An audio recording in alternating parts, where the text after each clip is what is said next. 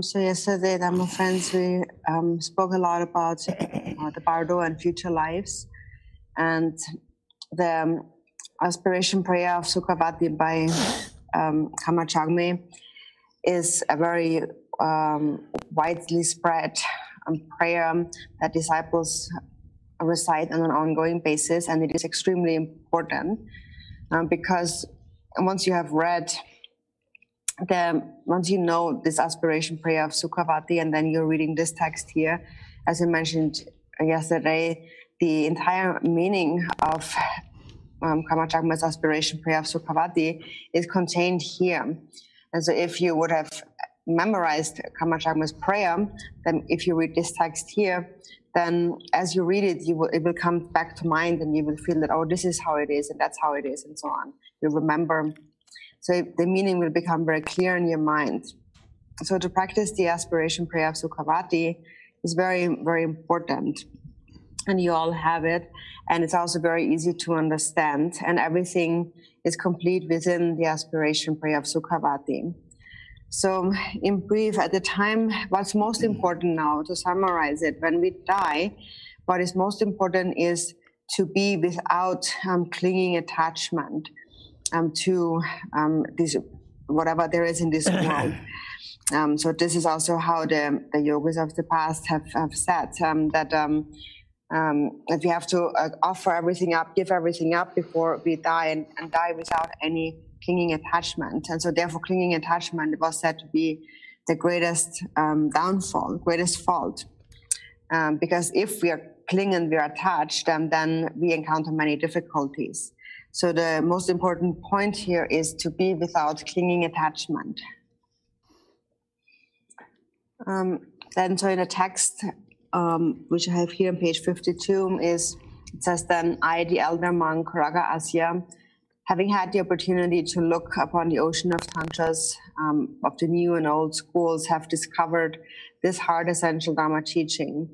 So Raga Asya himself, Kamachagme, spent his life studying and learning, reflecting the teachings and practice, and then ultimately he had found through his practice he had discovered the ultimate heart essence of practice of the Dharma, which is this text.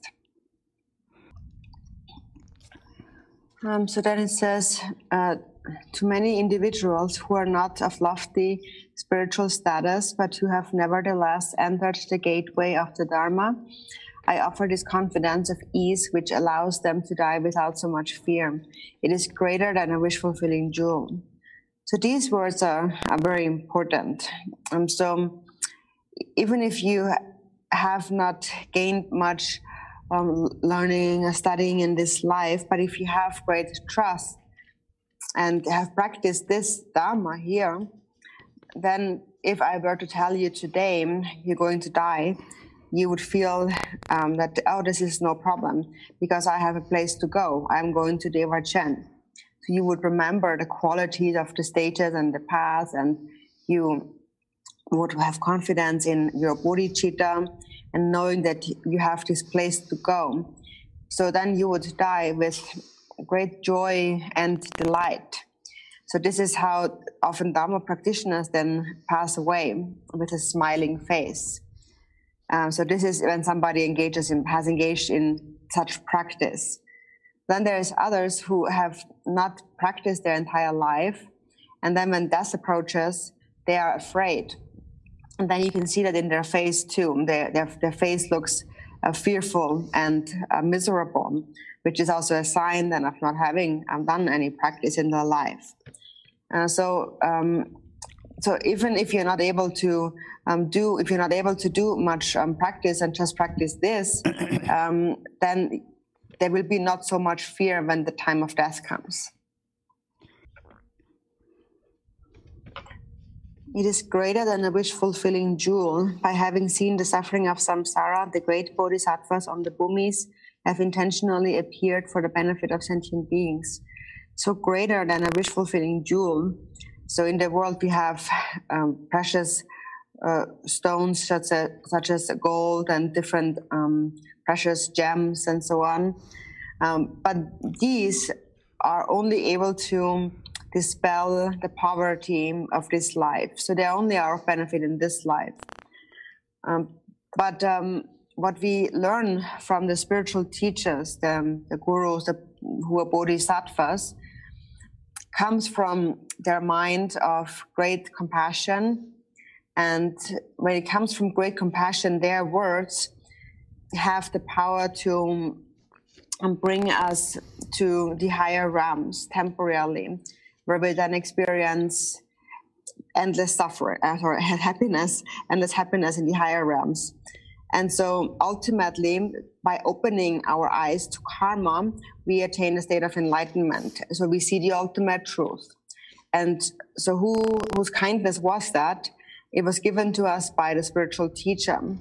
And so therefore, a spiritual teacher is 100 or 1,000 times superior to a wish-fulfilling jewel. So in his mind, there is great love and compassion. And with his speech, he teaches the meaning of the twofold truth.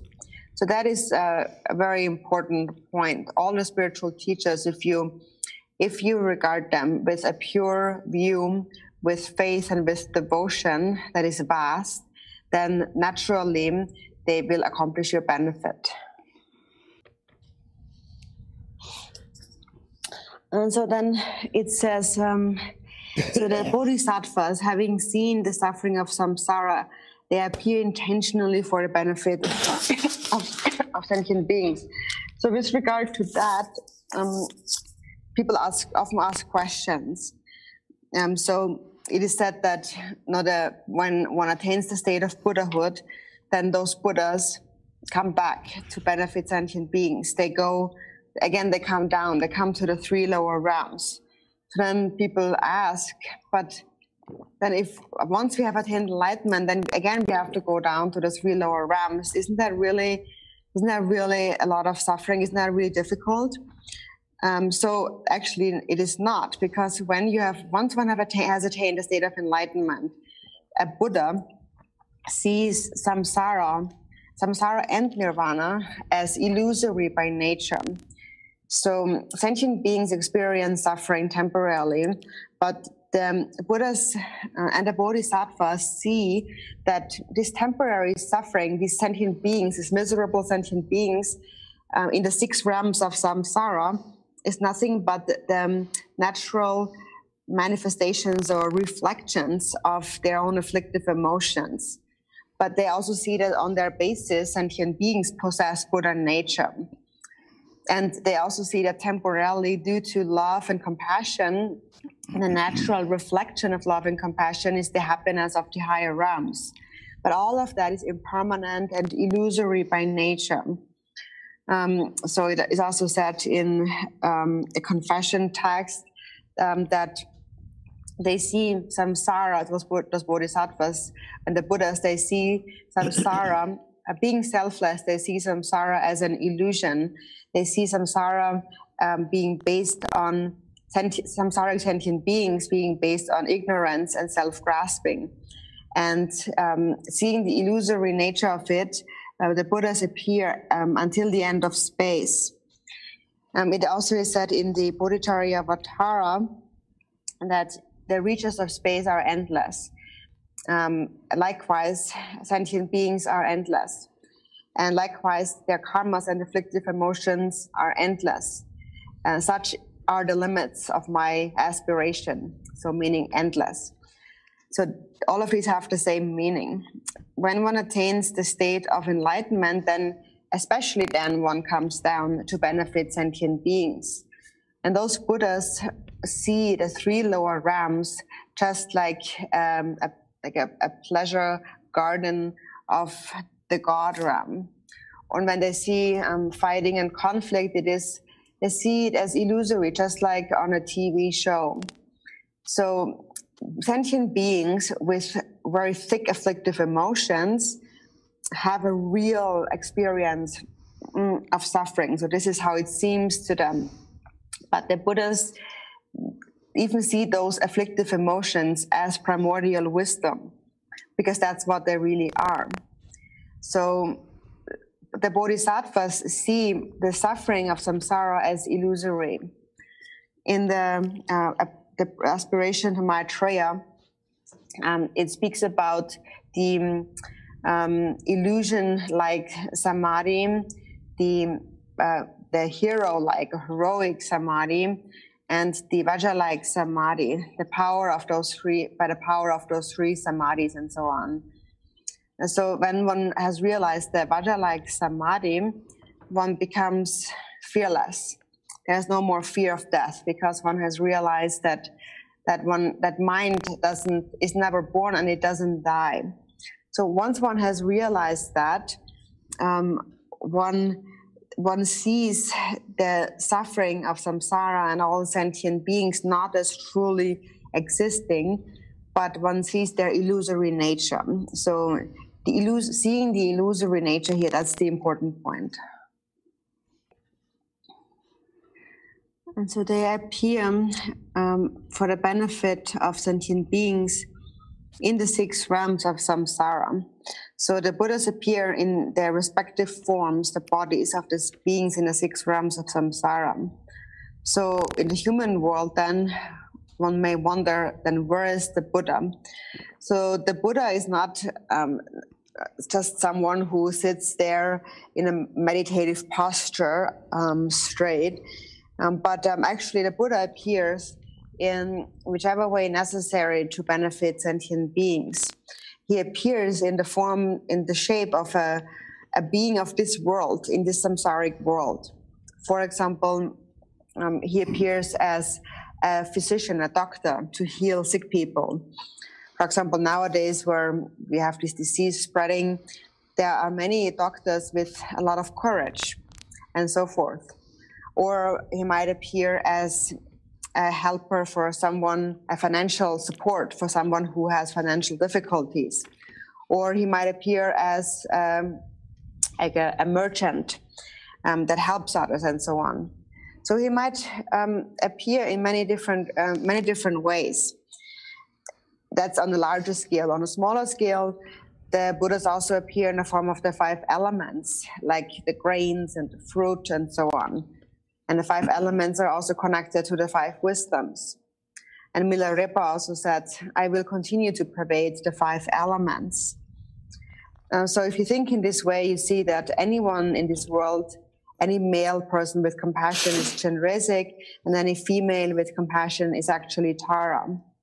So no matter what activity it is, whether it is a mundane activity or a dharma activity or a spiritual activity, anyone who engages in activities that benefit others, that bring happiness to others, is really a Buddha emanation. And it's not about being Buddhist, actually.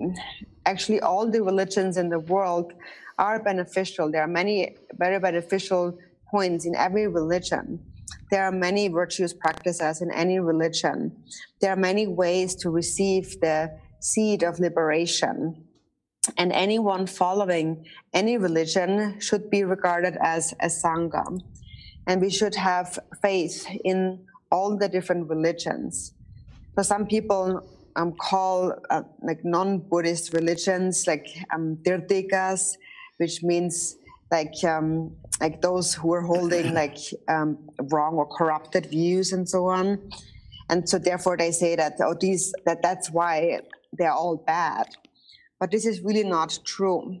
A Tirthika, or a non-Buddhist philosopher, within the non-Buddhist religions, there are all kinds of views. Some are higher, some are lower. But basically in this world, we only have 2 systems. It's either a religious system or a mundane system. And now those who follow the worldly system, a worldly being, a worldly person, would be someone who doesn't see karma, cause and effect at all, or doesn't believe in past and future lives, and can only see this life.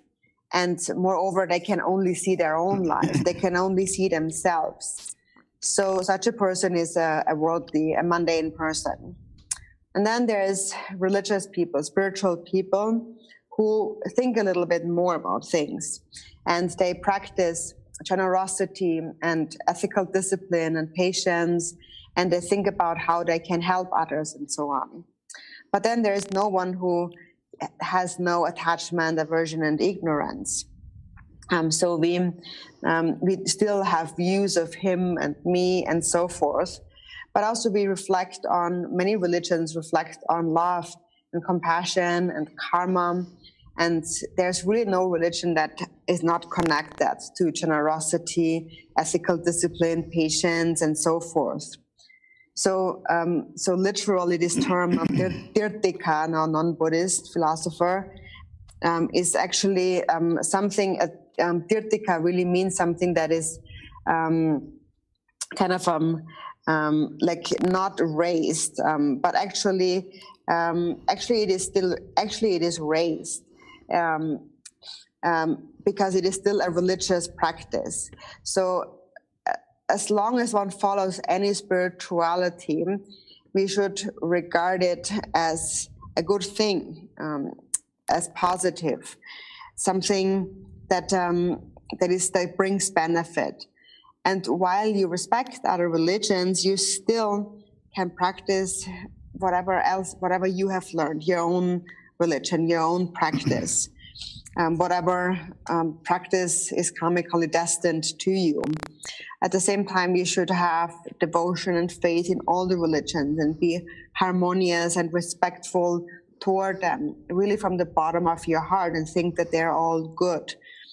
So this is necessary.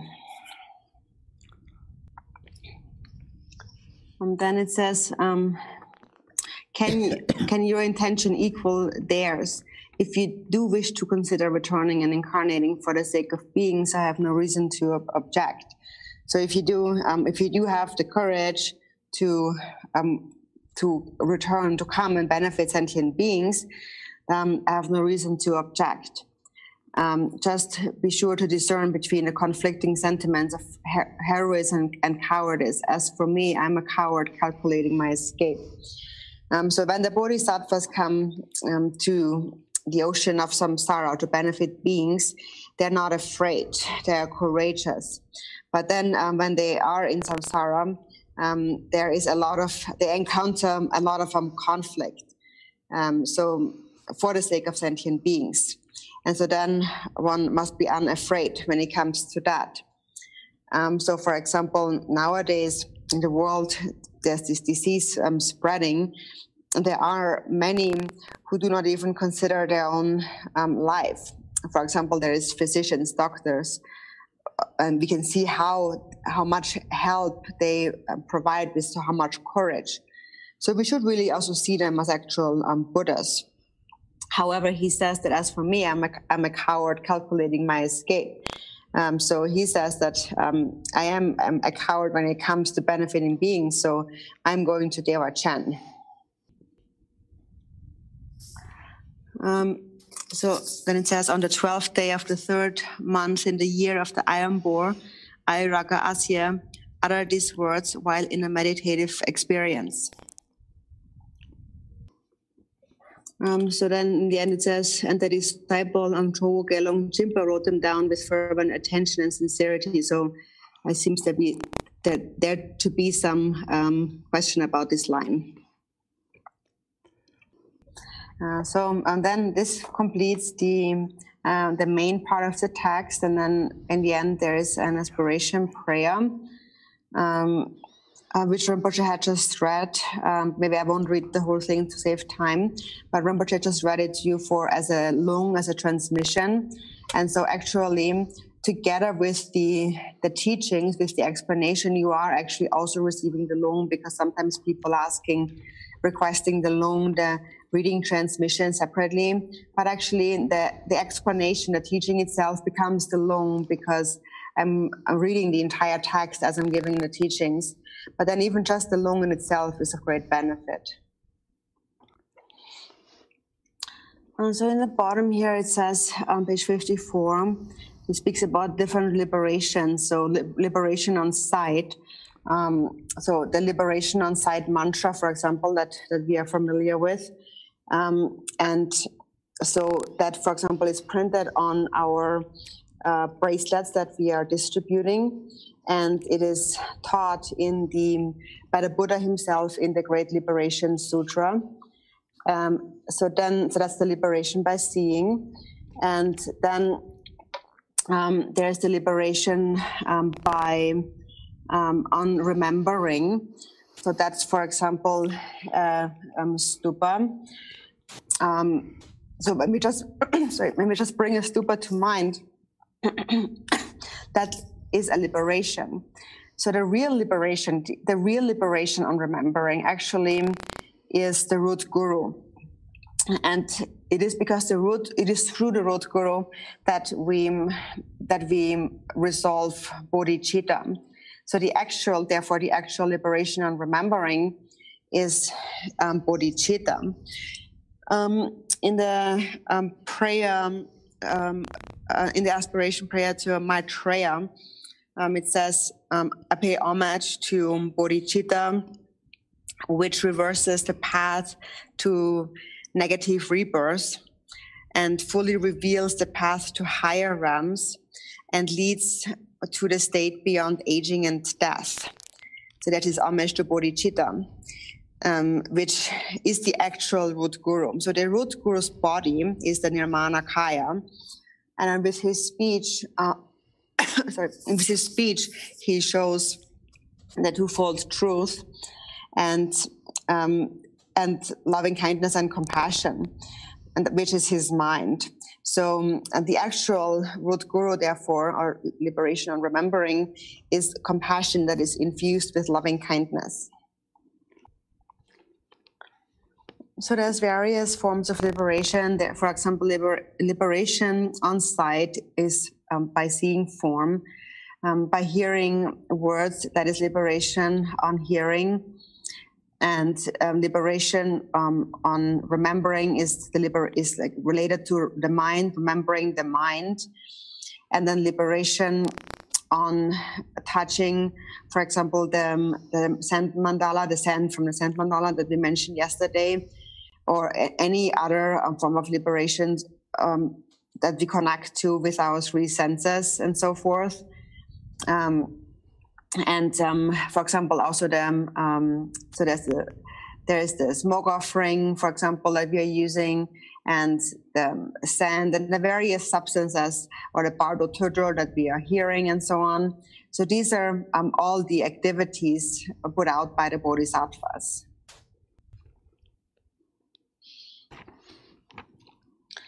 So especially there is the liberation on remembering, which is the liberation of the mind.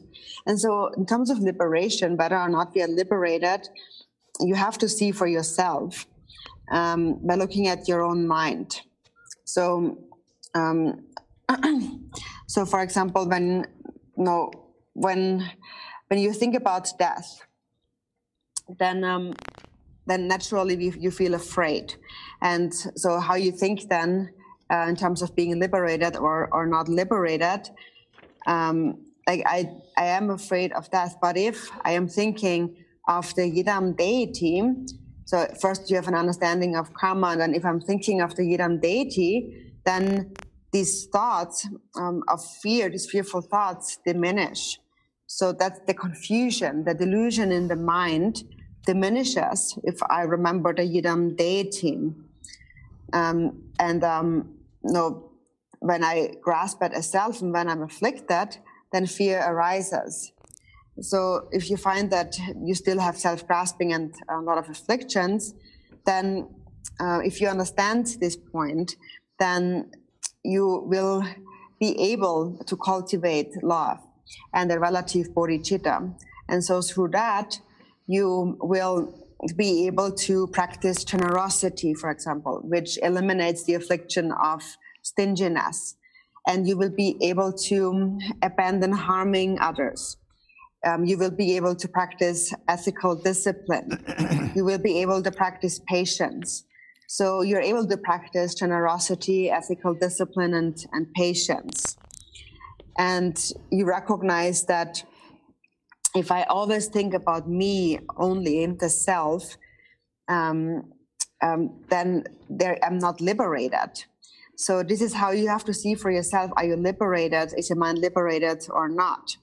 If you let go of this thinking of yourself and think about others, the wish to benefit them, then the mind becomes liberated. And if that does not arise, then the mind is not liberated. The mind is in bondage. So then what you need to do is cultivate an altruistic mind and bodhicitta. Then you will become liberated from suffering. So as ordinary beings, then normally we are afraid of death. Then if you cultivate love and compassion for others, there is no more need to be afraid of death. When you cultivate love, your mind will be at peace and happy. So that is what we call liberation. So, but then what you need here is certainty. You need to see it for yourself, that this is when I'm liberated. If you still have doubts whether or not you're actually liberated and so on, then you're still not completely liberated. And in that case, you have to make a greater effort in cultivating faith and devotion. And then on page 56 at the very end, there is a supplication to the deities like Varahi and Zambala, Yamataka, and so forth. And so all the deities possess an enlightened body, speech, and mind, and then also activities and qualities. And the Dharma protectors mentioned here, the Dharma, so in the end, by the power of the protectors and guardians of the Dharma, these are the display of the Buddha's enlightened activities. They are also an embodiment of the 5 wisdoms. So we speak about 3 kayas and 5 wisdoms. So they are the embodiment of the 5 wisdoms. So here we are supplicating each of these deities to enact enlightened activities. And so here it is a general supplication to the Dharma protectors, and then in each of the different lineages, traditions, there are different Dharma protectors, and you can supplicate whichever one you want to supplicate according to your own lineage. They're basically the same in nature. Even though each lineage maybe has a different ritual, text, and so on, they still all are protectors of the Buddha's teachings. And therefore, they are really emanations of their wisdom, Mahakala. And who is then also an emanation, it is that Mahakala is an emanation of Chakra-samvara. So they are all protectors of the Buddha's teachings, and then each of them, of course, has their own historical background that are explained in the various tantras.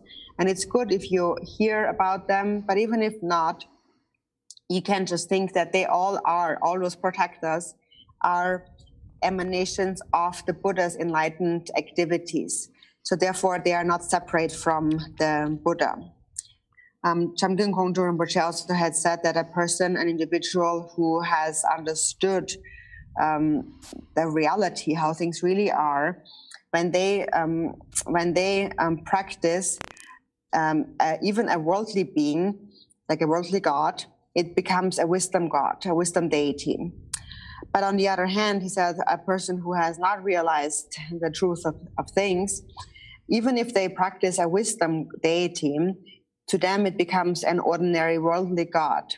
And then if that is the case, then maybe one or the other mundane siddhi will be attained, but one will never attain the supreme siddhi. So this view is very, very important to understand. So in this way, those protectors all are manifestations of the Buddha's 3 kayas and the 5 wisdoms. The 3 kayas and the 5 wisdoms also should be understood to be complete within one's own guru.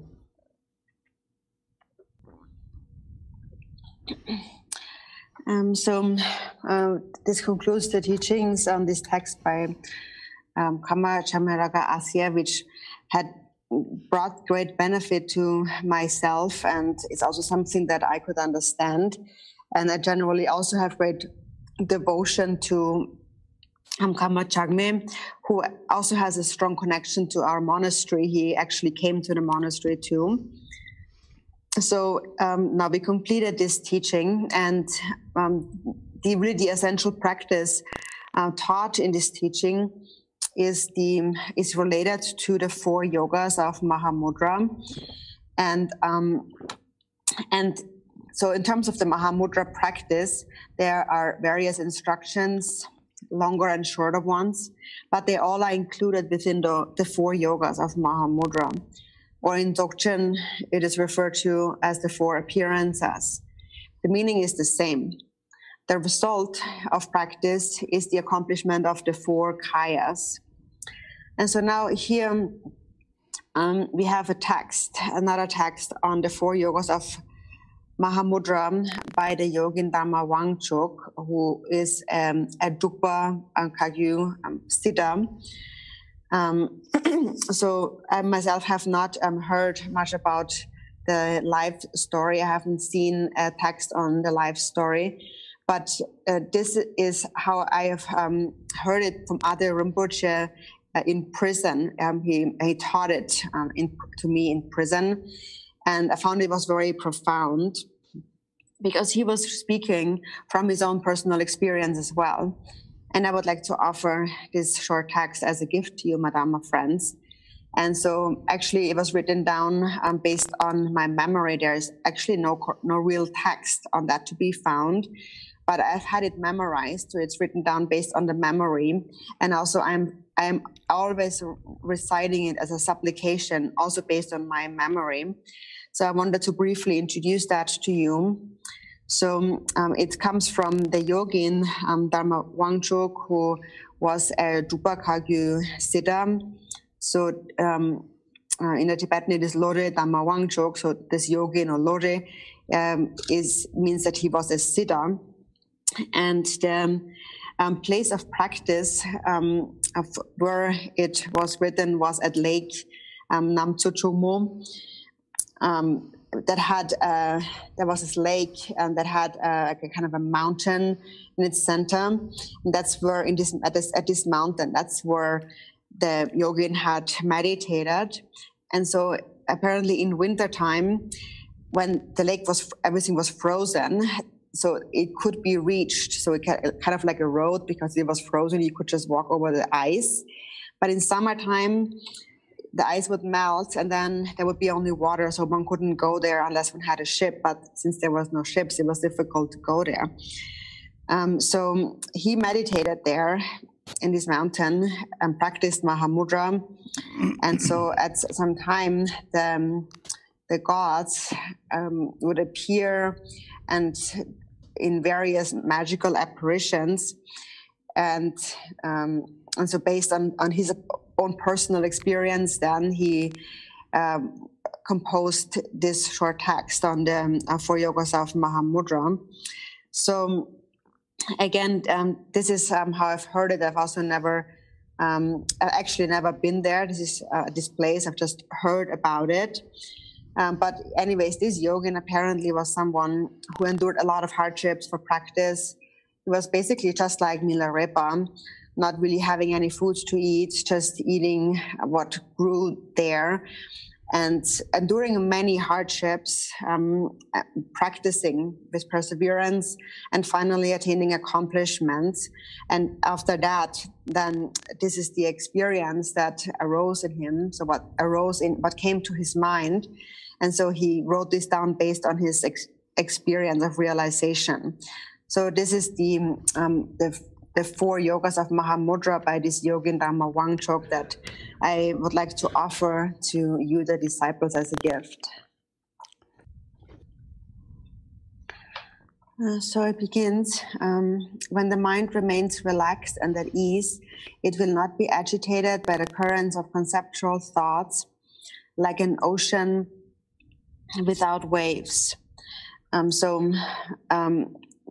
Like when Milarepa taught Badabum, he said, meditate on the mind like an ocean. And then Badabum said that as long as there's just the ocean, I'm fine. But once the waves arise, I feel uncomfortable. And then Milarepa said that see the waves as the magical play of the ocean. So when you meditate, so to be without the waves, when you meditate, so in the beginning, when you first start to meditate, it is difficult to abide. Many thoughts arise. So in the sutra tradition, we speak about calm abiding or shamatha and vipassana or higher insight. So we can probably say that the first two yogas of single-pointedness and the freedom from conceptual elaboration is shamatha, calm abiding, and then one taste and non-meditation, the last two yogas, are vipassana or higher insight. So from an experiential perspective, this is probably how they correspond. And then, so it says, without the currents of conceptual thoughts. So you're not agitated by the current of conceptual thoughts when you meditate. When you meditate and whatever thought arises, if you're able to let the thought go so it dissolves into itself, then you have attained some autonomy here. You're not agitated by the currents of conceptual thoughts. Then you're able to remain within this state for any given period of time. And this abiding quality also possesses a quality of clarity. And then when the mind is established in the quality of being free from lethargy and agitation, this is the yoga of one-pointedness. So lethargy is a state where the mind is not clear. So you're not recognizing thoughts and you don't want to meditate. And agitation is when a lot of thoughts, a chain of thought arises in your mind. The mind is restless. So that's the fault of agitation. And so there are many stories about lethargy and agitation, but that's it in brief. And so the yoga of one-pointedness is when you're able to abide within the state that is free from lethargy and agitation for any given period of time. So when you abide, no matter how many thoughts stir the mind, awareness is sustained. And you're able to sustain awareness. So what this is to say is that it doesn't mean that there are no thoughts. It just means that thoughts do not affect you. So it makes no difference whether or not thoughts arise. Clear awareness remains regardless of how many thoughts arise. So therefore, one shouldn't actually think that I want to be without any thoughts, because that will be difficult. You must be undisturbed, even by thought. Even when thoughts arise, they must not affect the mind in any way. And so, in brief, if you're able to abide with clarity and without following all these thoughts for any given period of time, without distraction, then this is called the yoga of one-pointedness.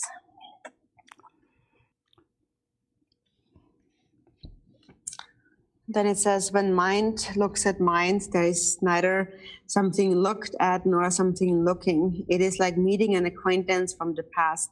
When mind recognizes its own true condition, this is how freedom from conceptual elaboration arises.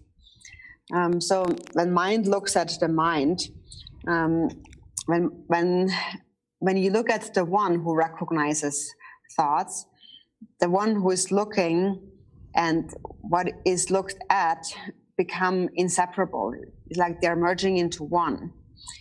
So there is clear awareness that is clear and empty. The clarity aspect is that it knows, you know whether or not thoughts are present. And the emptiness aspect of it is that there is no clinging to, there's no grasping at those thoughts whatsoever. So that's the union of clarity and emptiness.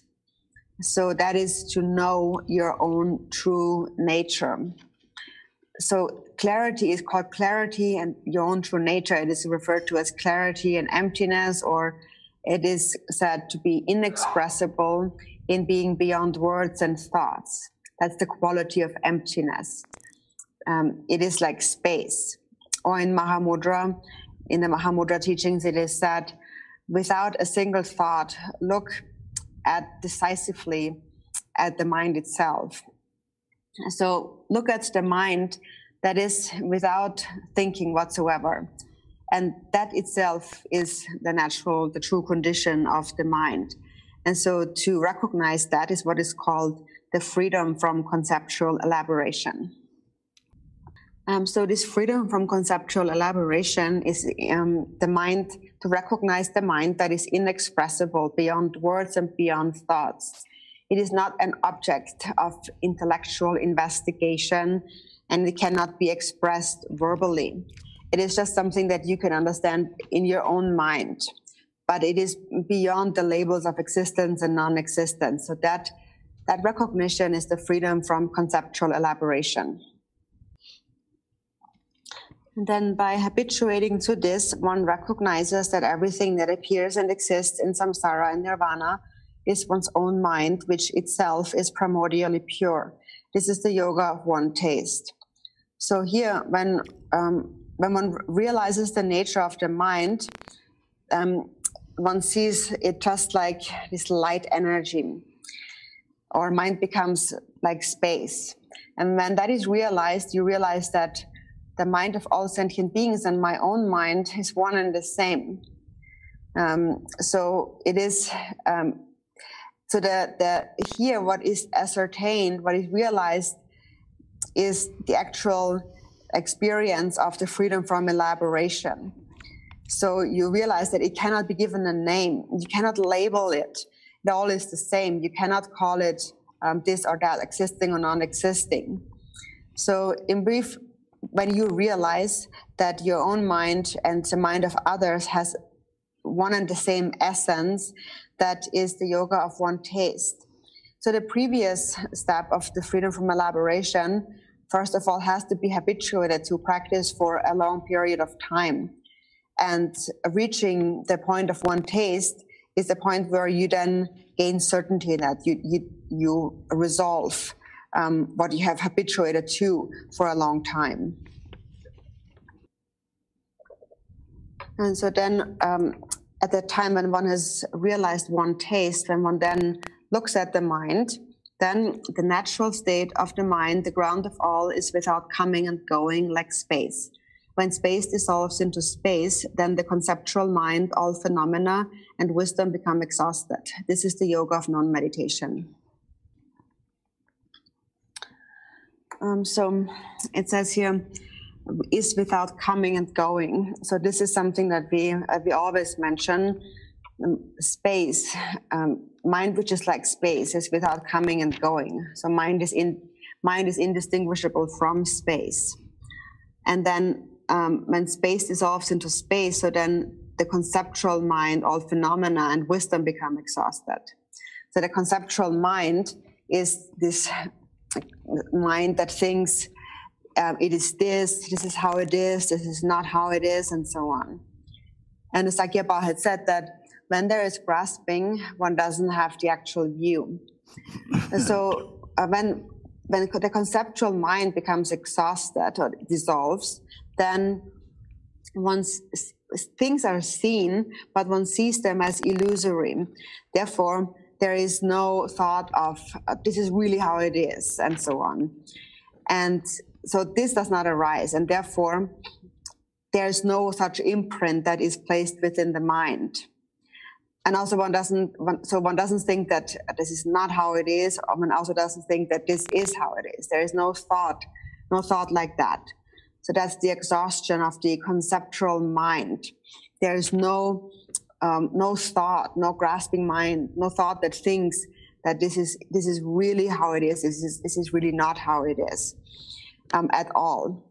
it is just like when thoughts arise, but they are just like images drawn on water. So upon arising, they already dissolve on their own. So they arise, but already as they arise, the feeling of those thoughts already dissolves as it arises. So then the exhaustion of wisdom, there is actually no separate wisdom. So when we have not yet realized the nature of mind, we speak about there is consciousness, like the ordinary consciousness, and there is wisdom. But when one realizes the nature of the mind, there is no more separate consciousness and wisdom.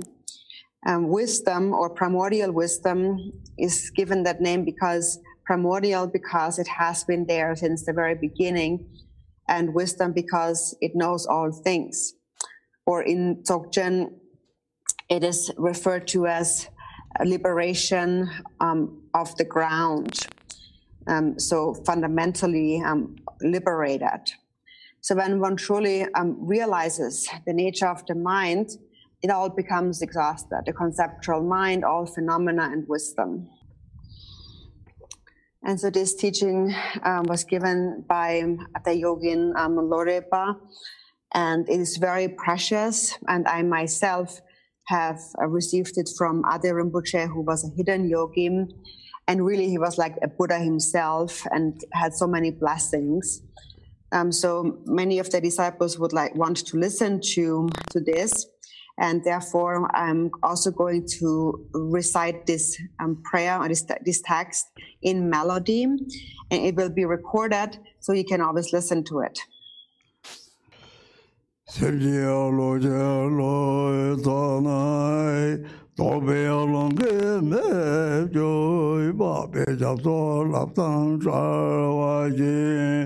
Sangol me ba yo te ne te chik nam jo ye baradoi sem jo sem lo te se no tap ji ni dan jar ben gan ji je me don tre ba ye sem ni rang go rang ge ji de tu de je zu ye ba da te la kong ji se ta noi na se yang kong de mo le ba tam je rang ge sen se xi de ye du le do ba da te ro je ge na je ye ba doi when you sem je ne long de ro me bien an quan doi nam kwa nam kri ma de lo de chu de yi shi se de go mi je ye ba da nam je ye je de nam zo song me so je da chi je nam jo lo ne sem lai shan li lo ge san ju yo to jo. So if you listen to this song again and again, it contains great blessings. So Mahamudra is taught based on these 4 yogas of Mahamudra. And when one engages in the practice of the channels, winds and drops, then they are also related to the 4 kinds of joy that arise. Or in the context of empowerment, they are related to the 4 levels of empowerment. There's a strong connection between the empowerments. And Milarepa also sang in a song, in the practice, in the practice of bliss and emptiness. So I'm going to say, also the instructions of bliss and emptiness that I practice with great determination are related to the 4 levels of empowerment. That's in essence what he's saying. And so the 4 joys and the 4 empowerments and the 4 yogas of Mahamudra all have a strong connection to each other. And you can read about that more elsewhere and from a practical perspective, engage in practice. And then on the result that is also connected to these 4 sets of 4 is the 4 kayas. So again, please discuss with each other And next, after the break, we will come to the questions that have been submitted. And then this completes the teachings, my Dharma friends. Namo Gurave, Namo Buddhaya, Namo Dharmaya, Namo Sanghaya. I will Sangha Teacher.